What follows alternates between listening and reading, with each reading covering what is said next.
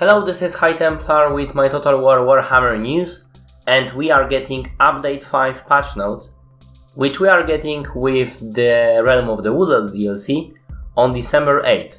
And let's just read them, and I will point out what are the most important things, both for the campaign and for the multiplayer, and I will discuss very shortly the multiplayer balance, and there are quite some changes there. So let's start with the campaign.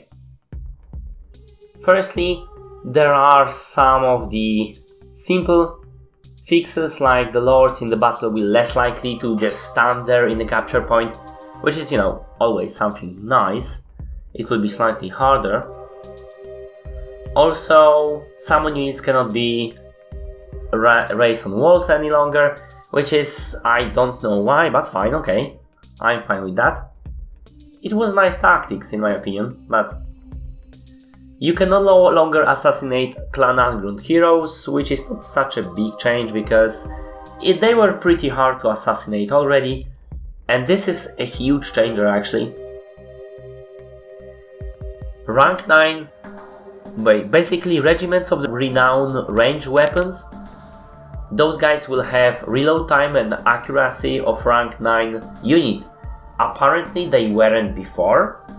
So that would be a significant buff to them. They will be dealing a lot more damage, and this is very important for the multiplayer and for the game itself. Some fixes with expiring champions will not fall off the ladders. Well, okay, fine.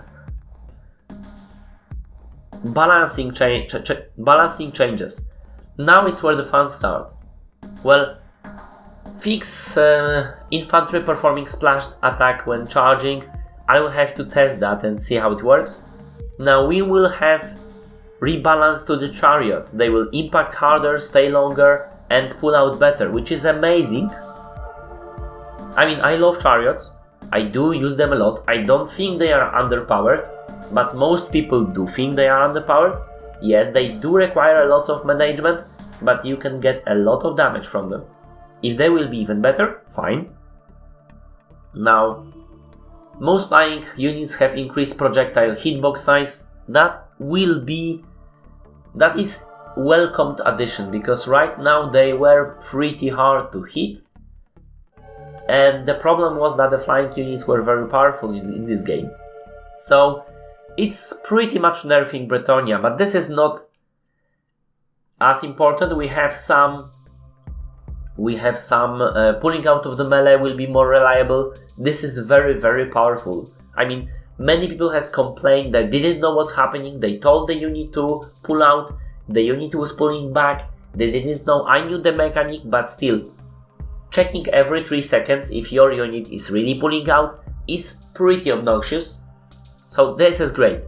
And now there is a huge change.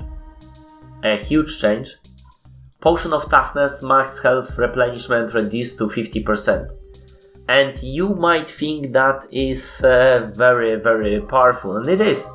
I mean, it's obviously hitting some of the factions that were, well, very relying on those, like the Beastmen, who the Gorbals were very, very reliant on absolutely those. But it's actually even worse, because there is somewhere here said, and I will have to quickly find it. It's heroes, and yeah, remove Potion of Toughness to all heroes. That's quite a big of a change actually. So that is a welcomed addition truly, because those heroes were too powerful, but now you won't be seeing them in multiplayer at all because they will be underpowered. At the same time, Beastmen got shafted because they were relying on those heroes very well.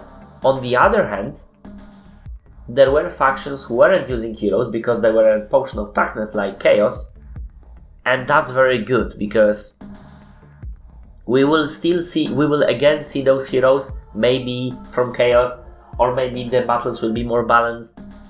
So that's very nice. Removing those Potion of Toughness and also reducing the potion of toughness health. Now with the reduction of potion of toughness health, I'm not sure about that, because if you remove them from heroes, you can only put them to lords. Now this is good, reduction up to 50%, because now your legendary lords, you will be able to use them, right? But the sniping game will be stronger. So there is a, up and downside to that. Hiking will be not working if the leadership of your hiking will drop below 50%, and also frenzy abilities. All the frenzy abilities will activate when below 50%, not when wavering. This is a very important game changing fact, because this frenzy will be working twice as long or even longer in some cases. So a lot more powerful. Auto-resolver change, that's huge. So firstly, auto-resolve will protect high quality units and will have tendency to sacrifice low quality units. That is very, very good. The auto-resolve was very bad at it, that I was losing all of those units and I don't want to, and I was not using auto-resolve. That's good. Defense towers and siege equipment are more important in auto-resolve. Okay, fine. And the most important, on the manual or the auto-resolve, because this is important, you might have skipped that, but the units will be easier to wipe, and this is very important for the campaign. Even if you have like 10% men left, I mean probably below 10%, but it will be easier for you to lose the units. But on the bright side, if you are chasing somebody, it will be easier to kill them. So, ups and downs. We already know about that. The regiments of renown range units will be a lot more effective. Some tweaks to the characters, except for the potion of toughness, that's not a big deal. Well, Wurzak got shafted. Removing Arcane Conduit and Standard Grant from Wurzak is kind of hitting him. Spells and abilities, movement and freeze movement abilities, rebalance, we'll have to see about that. Now this is very, very important. All spawns will be now temporary. All units, like Cygors, Skeletons, Manticores, will have a negative ability of Unbinding, which will give them damage over time. So, and there is also somewhere here said that the more powerful the unit, the longer it will stay. But in general, that is again hit for the Beastmen, because they were relying on those Cygors and Manticores a lot. And now they will be a lot less powerful. I mean, I'm fine with those changes. They are really, really good changes, don't get me wrong, but give the Beastmen something in return, because they were not very overpowered right now. I do know if you are watching my multiplayer battles, you might have an opinion that the Beastmen are very strong because I'm winning with them, but they are not. Ask other people. They are being used in tournaments, that's true, but they are not considered to be overpowered. And they are very reliant in those tournaments on using basically Team Engine, so not Cygors but the Gorbals. If you are not using them, they are gone. Okay, so Frenzy like, as I mentioned before, 50% of morale, and they are activating. Squeaks Go Wild changed. Minus 18 defense, plus 16 leadership. Fine, okay. Itchy Nuisance nerfed. Cascade Cloth of Fire nerfed like crazy. Only single target right now. That's very, very, very different. I'm hoping you could overcast it to cast on multiple units, because without it, nobody will use it. Fate of Buna, very nice. I mean, not really. If I think about it, it will still be a crap. It used to be a great spell, really, really good. Now it's... no. not useful. Bretonia, slight nerf. Flying mounts, plus 50 PM, not a great changes. Pegasus, slightly slower. Hero mounts and hippogriffs, less mass. So, Bretonia was very reliant on those hero mounts and hippogriffs, but now they won't have potion of toughness, now they won't have mass, so they are getting nerfed a lot.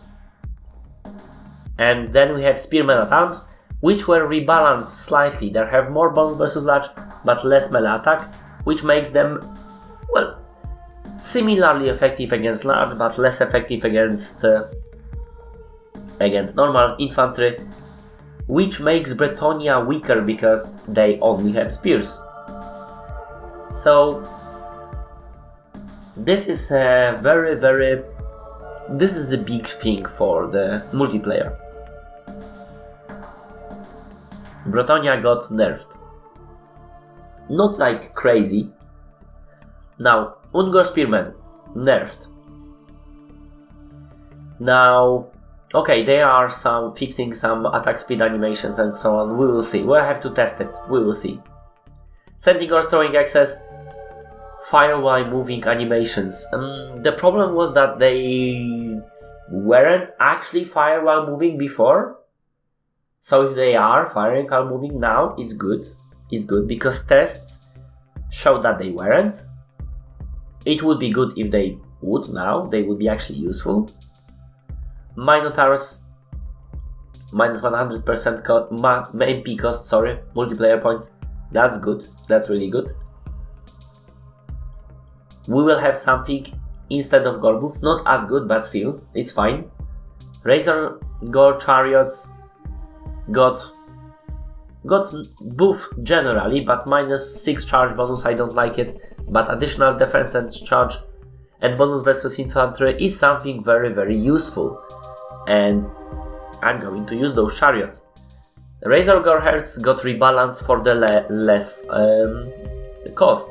So more damage, less damage, because minus 4 armor piercing damage is huge. Plus 2, but in general it's minus. Minus 12 HP is huge, and minus 2 speed, and minor changes to splash attacks. So this is a huge nerf. But they are saying it will be fine. It was just rebalanced for a lower price. We will test it, because I love those Razor Gore Hearts. Chaos got some love, and that's great. Marauders are cheaper. Great weapons are, well, that's not a change really. Chariots got buffed a lot, all of them. Gorbis Chariot got plus 2 MA and minus 10 charge bonus. Well, okay, I don't like it. I do like charge bonus. But whatever, fine. Chosen with halberds, plus 4 bonus versus large. That's a huge buff. Plus 4 MD, minus 2 MA. They will be stronger, a lot stronger. And they will be focusing on ulti-large. That's a nice change, and they will be a lot more powerful now. Kolek, plus 300 HP, plus 10 bonus versus large. Reduce hit, reaction chance, minus attack interval, and tail swipe attacks. Holy corn! Kolek got buffed like crazy. Too buffed, in fact. I do love Kolek. I do use him pretty much every time. But you probably want to at some point use other lords, and now you won't. Shagots got buffed the same way, and this is enormous buff, and this should be like that because they were very, very, very bad for their price. And now they can stand against one Demigryph Halberd Knights, which are cheaper than them, so that's good. Giant reduce hit reduction chance, so they won't be so weak against, cannons firing at them when they are trying to charge at them, so that's good, because cannons are cheaper. Dwarves got a nice buff, miners cheaper, very nice, all the miners I would assume. Dwarf warriors got a huge buff, less cost, more damage, more HP, more armor. Absolutely amazing. because Dwarf Warriors right now will actually be useful in multiplayer. And you know, Dwarf Warriors, great weapons, 1 damage change to armor piercing, fine, okay. I'm okay with that. Dragon Fire Pass, more HP, great, they were already good. Longbeards, additional HP and ND, amazing.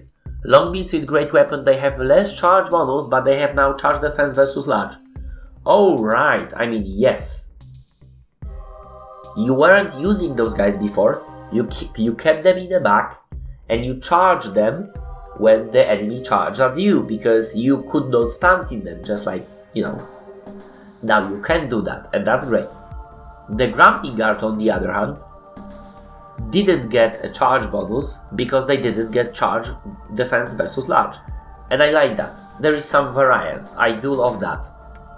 Trollhammer Torpedoes minus 100, yes, they were not used. Slayers, 2 damage change into armor piercing, nice.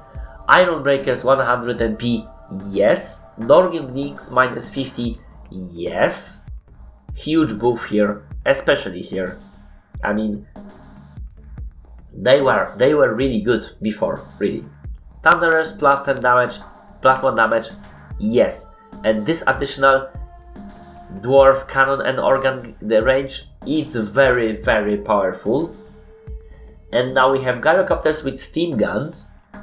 Those were underpowered in multiplayer, it was seen, because everybody was using brimstones. Now the steam guns, they are already doing some, you know, area of effect. Now they're doing more damage and they are more accurate, and this is something I might actually want to try them again and test them again after this patch. The Empire, slightly more, okay, fine. Griffons minus 100, fine. Spearmen got rebalance, okay. I was using Spearmen in the same way, so that won't be much change for me. Greatswords will deal less damage on charge. We'll have to see how that works out, really, in the tests. Handgunners plus 1 damage, because handgunners were not overpowered enough. They were, yes they were. Hellblaster volley gun minus 150 MP, yes, it is very nice, because they were underpowered. I mean, they were very expensive, really. Outriders, granite launchers, they were not very used in the battle, and this we might actually see them in the battle. And the Free Company Militia that were not used at all now is cheaper and has more accuracy, which might be a game changer actually, especially for the Regiments of Renown version. The greenskins chariots are, you know, cheaper and slightly more sturdy. Orc Borbiguns were slightly nerfed. 1 damage exchange from the armor piercing to normal and minus charge bonus. The Broken Task Mob was nerfed pretty substantially, but they were pretty powerful before. Giants will no longer stumble as much, and the Squeakheads were nerfed to hell. Speed reduction from 70 to 58, removed Vanguard deployment, and mass reduction. That will hurt them a lot. Hellsteed, slight nerf, and a Graveguard. More AP damage, more defense, less charge bonus, and the same change for the charge. So they were slightly less powerful, I feel, but the vampires were already pretty powerful, so that was a compensation. What do I think in general? Greenskins weren't changed that much. Empire wasn't changed that much. We will see.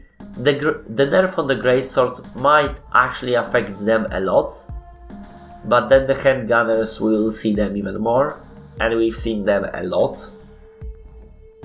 But in comparison to the Dwarf and Chaos, they will be less effective.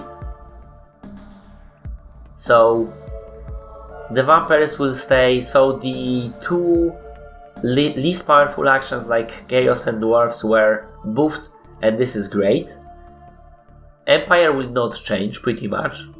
Bretonia was nerfed, and this is great because Bretonia was, when they were very powerful, they were nerfed, and this is very important. and Beastman War got shafted absolutely badly, and there is no coming back from that. And this is plainly obvious from these patch notes. We'll probably see more fixes to that later on. And this is pretty much all. I hope you like it. If you did, press like, comment if you will, and see my other videos. I do mechanics videos and DLC speculation analysis videos, but I also do Let's Plays in Dota War series and other games. Thank you for watching, and see you later.